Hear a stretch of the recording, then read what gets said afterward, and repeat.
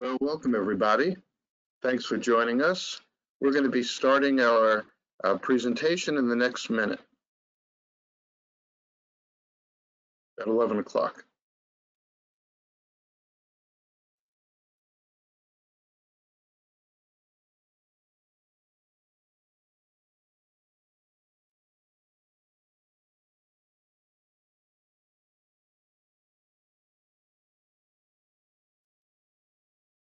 Hey, it's 11 o'clock. I think we should get going here. So welcome to the webinar. Our subject today is, can we time pace new sales? So we're talking about business development and trusted advisor status. And we're gonna focus on this idea of time pacing, which was popularized by 3M. So time pacing means making it happen faster. What do we want to make happen faster? Productive relationships and sales. So 3M popularized this idea in the 80s and 90s when they said, hey, 30% of profits have to come from products that didn't exist 5 years ago. So they're not waiting for Scotch tape and Post-it notes to become a buggy whip, which is a metaphor for obsolete, right? They're not waiting for that to happen. They're creating the future. Now, if these ideas interest you and you want to get more into the theory, you might take a look at this fantastic book, Competing on the Edge, which gives you all kinds of ideas as to how to see into the future. Great read, great read. So we're going to explore, can we time pace? Can we make it happen faster? Sales, productive relationships. When we're trying to do business development, it can often seem like we're kicking the ball up a canted or slanted soccer field where the competitor is currently the trusted advisor. And so we have to kick that ball upfield. What we want to do is figure out a way to at least level the playing field. And when we talk about time pacing, we need a powerful vision, a very, very powerful vision to offer, proving, right? And not just once. We need to do it on a recurring basis, Now, one way to do this is with a very ambitious goal. And we're on the precipice of 2022, and some of us are probably planning our goals for next year. So an ambitious goal drives us to discover new methods, right? In Built to Last, it's advised that we should pick a BHAG, a big, hairy, audacious goal. And this is the definition from Built to Last. Great companies have BHAGs. Single, medium-term, long-term organization-wide goal, which is audacious. So what can we select for next year that's audacious? Can we double our sales? Well, that's easy to say. The rest of this webinar is about what you can do to achieve your audacious goal for next year. When we choose an audacious goal, it challenges us to find new methods. So out-of-the-box thinking is a great place to start, to challenge your assumptions. The things that you know are absolutely so that just might not be so. For instance, we recently worked with a Fortune 200 company that had no testimonials despite being in business for over 100 years. And everybody knew you can't get testimonials, and now we have over 30 of them. So that's an example of challenging your assumptions, going out of the box. Let me tell you the case of selling weddings in the one-call close. There are 3 reasons why we know you can't do a one-call close. First of all, you have to have the whole bridal party there, and usually only the bride and the mother of the bride, affectionately called mob, comes to the first meeting at a catering hall, and you don't have FOB, father of the bride. That's the first reason. The second reason is you can't taste the food, and the third reason is that you can't see the party going on. So it's impossible to do a one-call close. We had an assignment with 5 catering halls, and the one-call closing ratio was like 5 to 10%. Well, we challenged those assumptions, and what we did is we calculated if somebody went on a tour and they left, and our salesperson followed up, it would add like 8% to the cost of the wedding. So we just offered them the 8% right then to close, right then. And here's what we found, that they were calling in, they were calling in the people who weren't there. And we also added, the chef would prepare some food, so that dealt with that objection. And we would introduce them to the team, like the maitre d' as an example, the party planner. And our one call close went from 5 to 10% to about 40% because we challenged the assumptions and we changed our process. I came to this do or die principle concept early when I started my first. This is my third business. When I started my first business, I was selling these decorative tins. This lard can became obsolete by the 1960s, and because we had Crisco oil and Puritan oil and olive oil, and my assignment was to reposition it as a decorative tin. And here was my problem. I was selling against entrenched competition in a declining market with folks who had a better product than mine. So I had to find prospects who were not as sensitive about ultimate quality. And 2 years into the assignment, 2 years into selling, I had a sales agency selling these decorative tins. I found Bunty Candy, and they bought $1 million worth of this product. And if I could just sell Bunty Candy, my business would take off. But the problem was the buyer, when I called on him, said, I'm good. And I didn't know how to deal with I'm good at that time. Well, 1986 was a tough year for me. In March of the year, after I discovered and was rejected by Bunty, my wife had premature contractions with our second child, who's fine, but she had to go on bed rest. We lost her income. And then in the summer of 1986, the engine had cracked on my car and I didn't have a car. So that was an emotional free fall. For those of you who have seen the movie It's a Wonderful Life, think of George Bailey at the bridge, ready to jump, only I didn't have Clarence, the angel second class, jumping in the water to save me. So what am I going to do here? This is a whale. If I could close them, my business is going to take off, and yet they won't even talk to me. So I asked myself the question, who's the real decision maker? This company, Bunty Candy, they were not buying $1 million worth of this product and putting them in inventories. They were shipping them to retailers. So with my last marketing money, I went around, I changed the structure. I went around the food packer, Bunty, and I reached out to 400 retailers, to the food buyer. Bunty didn't want my bold vision, which was I had access to the Coke library of designs. But I got lucky. There was just one retailer out of 400 was interested in my bold vision. It was Walmart, and they wanted it now. They wanted it right now. And so my business grew 10 times in the next 3 years because of this one sale, because I took a do or die approach, because I changed the structure. So I keep this do or die mindset to fuel me all the time. I think about Bunty Candy, and I think it helps me prevent being in that scenario again. And one thing I've learned is once is not enough. It's not one and done. We have to keep on innovating. And so a good way to see ourselves, I think, is like we're at the edge of the cliff being pushed off, and it's do or die. We have to push back. So what's the breakthrough formula for the urgency that can time pace sales? The compelling reason.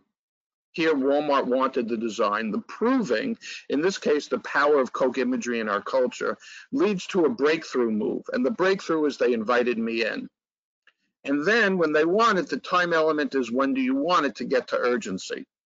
And the key is going from safe to serious. Safe means they're tire kickers. Serious means you have a shot. And the way you could tell the difference, and it's not a one-call close, is with PIKs, payments in kind. And it's the behavior they do. Now, the low-hanging fruit here in business development to fuel time pacing is powerful messaging. So, for instance, here are some powerful messages I've worked on that have driven crusades. Work with a billing and collecting company. We discovered our customers are 30% less likely to go bankrupt. Advertising in our magazine, 30% of our readers keep our magazine by the computer when they do online research, and your advertising makes a difference. Sales of overruns are second in a declining business. So we bought from big factories, huge billion-dollar factories, their overruns, and our sales team was getting dissed because you sell seconds and overruns. And we flipped the message to we save your business. We have an analyzer machine that keeps a 24/7 process production line going. We maintain 99% uptime. And the market research client, deeper analysis at half the cost. So to drive a crusade, we need really powerful messaging. What is your powerful messaging to drive your 5 crusades? First of all, you're crusading for yourself, obviously. You care about your own outcomes. You're crusading on behalf of your company. You're crusading on behalf of the team, the operations team, who depends on you.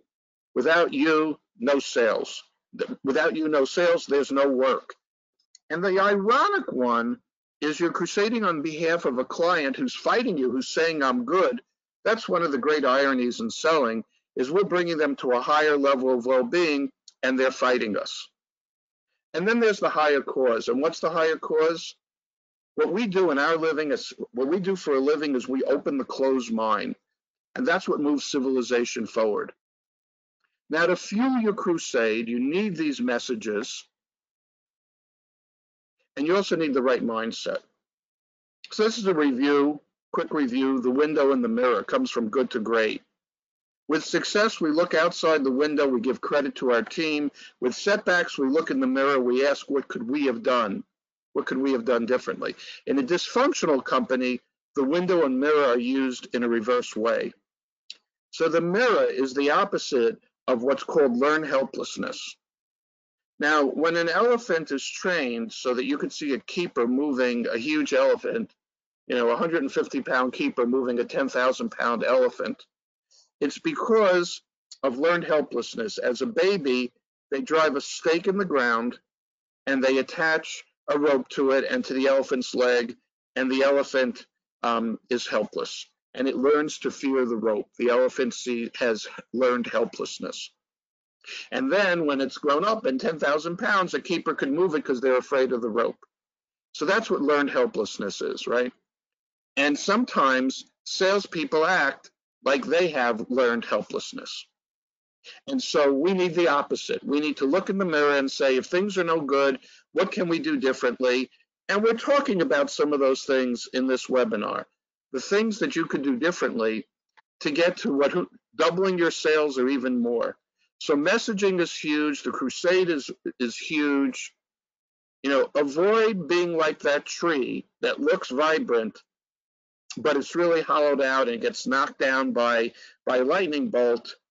And what hollowed it out was the arrogance of thinking we don't need to change. We need to keep on innovating on a nonstop basis.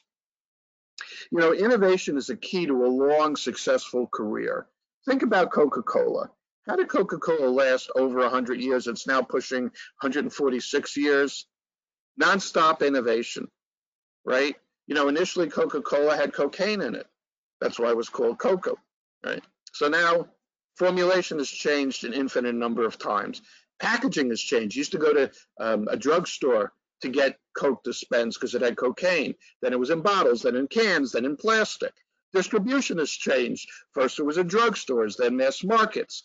Then it was available in supermarkets, mass markets, chain convenience stores, soda machines, and of course the advertising has changed. So Coke is a case history in nonstop innovation.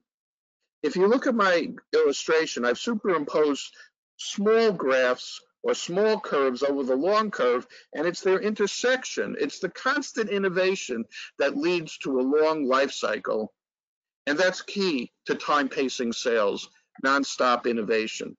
So does your personal brand include being seen as the idea person? Are you constantly bringing a flow of new ideas? Bear in mind that there are 3 proofs that you're going to have to execute once you've got a great idea, that you're authentic and credible, that you've got a great offer with an economic justification, and that you represent a great company. Or to look at it from a visual point of view, first you have to prove you're a great salesperson, and only when you've done that, that you're authentic and credible, can you sell the offer and the company. If you don't make the first sale, you can't make the other two sales, you can't time pace.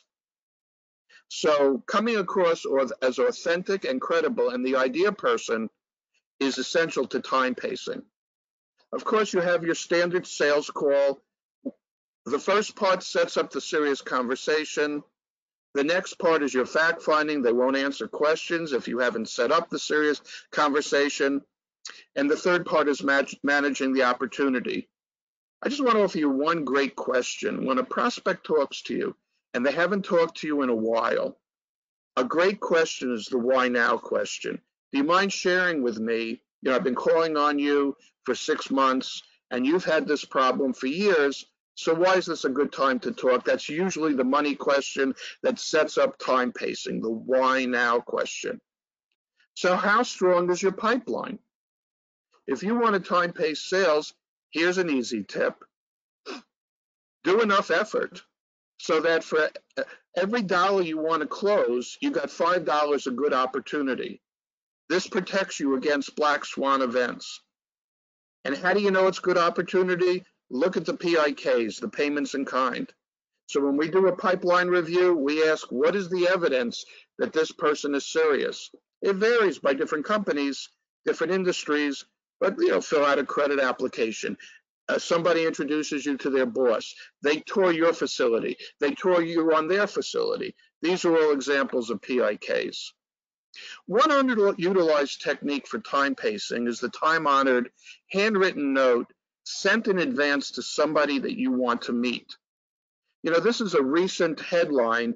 Most Americans haven't written a personal letter, haven't written or received a letter in 5 years. This is October 11th. So this is a great way to open doors. I once did a project with over 100 people I wanted to meet. I got into 15 of them by sending a series of handwritten notes. Brief intermezzo. Sales training can be a two-edged sword. For those of you thinking of going into sales training, I just wanted to give you the consequences or the unintended consequences. Once I visited and had a session with a client who was having a hoedown. The next week, the CEO sent out this note. I want to thank everybody for their participation. Congratulations to the best costume, Mary, the best chili dish, Keith, and the fastest pie eater was me. So doing sales training can be a dangerous career, and so you might want to think twice about it if that's what you're thinking of doing, becoming a sales trainer. Out-of-the-box thinking. One last out-of-the-box thinking before we conclude. I like maintaining one prospect that I'm never going to close. So the prospect that I'm never going to close is a key to time pacing because it causes me to come up with what I hope are great ideas. And that prospect's never going to buy from me, but it works elsewhere with the easier to close prospect. So let me give you an example of one of my favorites. I was watching History Channel once, and they interviewed Mark Cuban, and he said, everybody's got ideas and ambitions, but most people aren't willing to cross the line into territory they're uncomfortable with. So he's been my challenge account. So I decided to give him an opportunity to buy sales training. And I started out by referencing the article that I just showed you. And I have this pyramid for the urgency-based selling system, and I sent him the pyramid. But he didn't respond. So should I give up? You know what I did? I sent him, as probably you do, Thucydides' History of the Peloponnesian Wars, and I cited that part of it where Pericles said, don't make an alliance with the Spartans. What you should do is, instead of making an alliance with them, burn our houses down to show them we're not afraid of them. I thought that was a great demonstration of do or die. By the way, I'm not recommending you burn your house down, but I do recommend you take a do or die approach. So no response after the Peloponnesian War. So now I should give up, right? Well, now I decided to send him the story of Cadmus, and I sent the book Ovid's Metamorphoses. So let's take a quick look at the story of Cadmus. Cadmus was a prince in ancient Rome. He wanted to found a new city. He takes an army to the site, the longitude and latitude, and there's a fire-breathing dragon there. In short order, the fire-breathing dragon just kills the whole army. So now Cadmus is belly to belly with this fire-breathing dragon, and Ovid tells us to shield his body, he donned the skin of a lion. For weapons, he took his iron-tipped spear, his javelin, and most important of all, what's more important than the skin of a lion for invulnerability? Iron-tipped spear and javelin, the courage to wield them. Do you have the courage to wield them? So we have strong weapons. We have our standard sales call, research we do, innovation, freebies, proving. But do we have the courage to use them and to challenge the prospect's thinking? So I asked Mark Cuban, do your salespeople have the courage to wield them?